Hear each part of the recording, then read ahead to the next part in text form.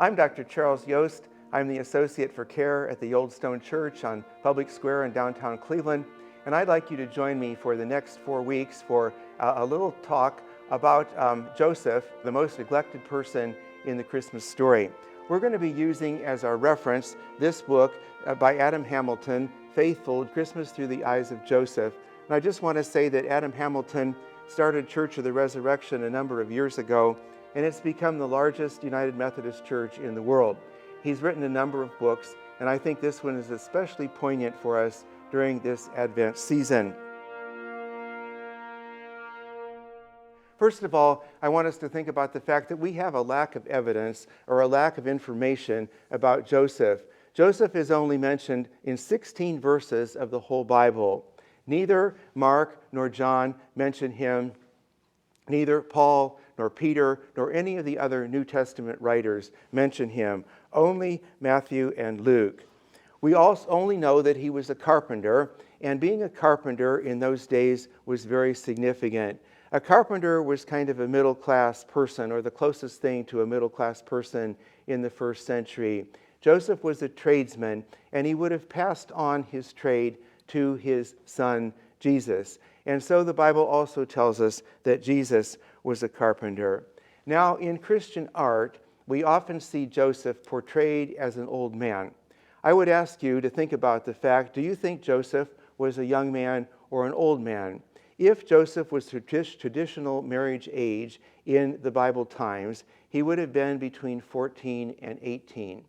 If Joseph was an elderly widower, which is what tradition says, although there's nothing in the Bible to back that up, he could have been as old as 80 or 90.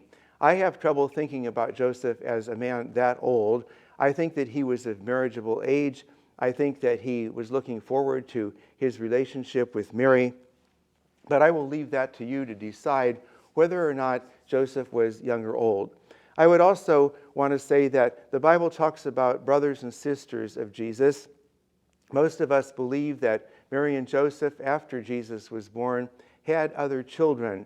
Now, the Catholic Church takes the stand that Mary was perpetually a virgin, and either the words about Joseph's brothers and sisters were from Joseph from an earlier marriage, and that's where they get the idea of Joseph being a widower, or they were simply brothers and sisters, and it was a different translation of the mourning. Maybe they were Jesus' cousins instead.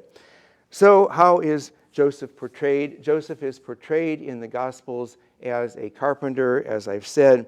Joseph worked with wood in an era when most of the homes were built of stone. And so Joseph was probably a person who made furniture. He would have made farm implements. He would have made fine crafts and things like that. And at his side would have been Jesus, because in those days the boys learned the trade of their father, and it was logically and assumed that they would go into the business of their father. I want to say that today that Joseph is the patron saint of those who work behind the scenes, because we don't see much about Joseph. We don't hear much about Joseph. Joseph never has a line in the Bible. He doesn't say a word. We know some of what he was thinking and feeling. But Joseph worked behind the scenes to care for Mary, to care for Jesus, to care for his family. And I would ask you, are you a person that likes to be in the limelight, or are you someone who would rather work behind the scenes? There's a place for both types of people in our world, of course.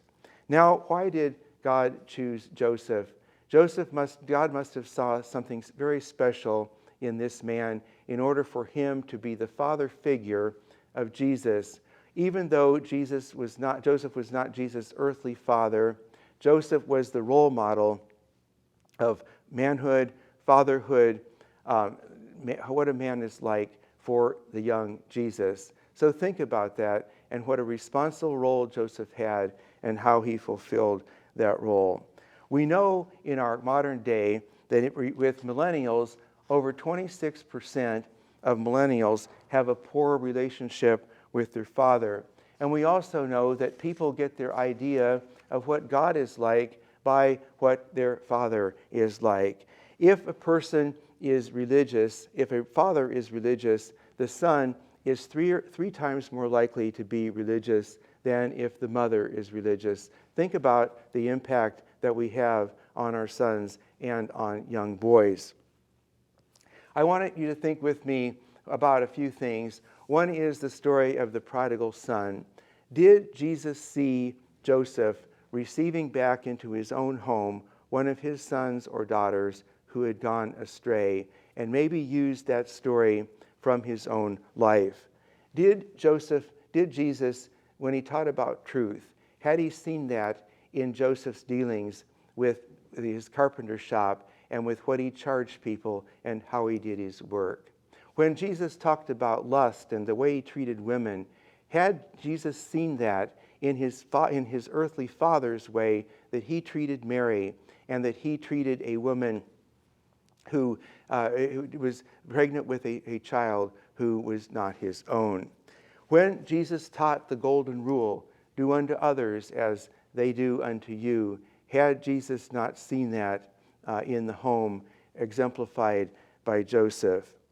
Jesus was shaped by his earthly father, just as each of us are shaped by our earthly fathers. And so I want to ask in conclusion, how did others see Jesus in you? Who are you shaping? Who are you teaching about life to the children who look up to you? And when you die, what will your children or your grandchildren remember about you? None of us has been asked to raise the Messiah, to raise Jesus, but every one of us has been asked to help raise children of God, children that God created, to show them a picture of God's love and God's mercy, and to teach them what it means to be a child of God. And when we do that, we follow the example of Joseph. I want to close by reading this prayer that comes from Adam Hamilton's book. God, how grateful we are to you for Joseph. Thank you for the model he presents to us, a model of how we're meant to pass on our faith to our children. Help us to be models of your love. Amen.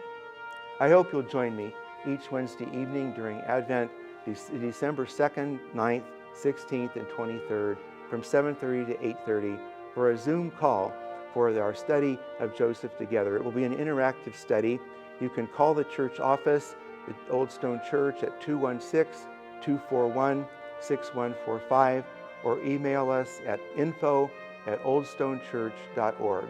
I hope you'll join me, and I hope you'll be back next week as we talk about the second in the series of Joseph, faithful Joseph, the most neglected person in the Christmas story.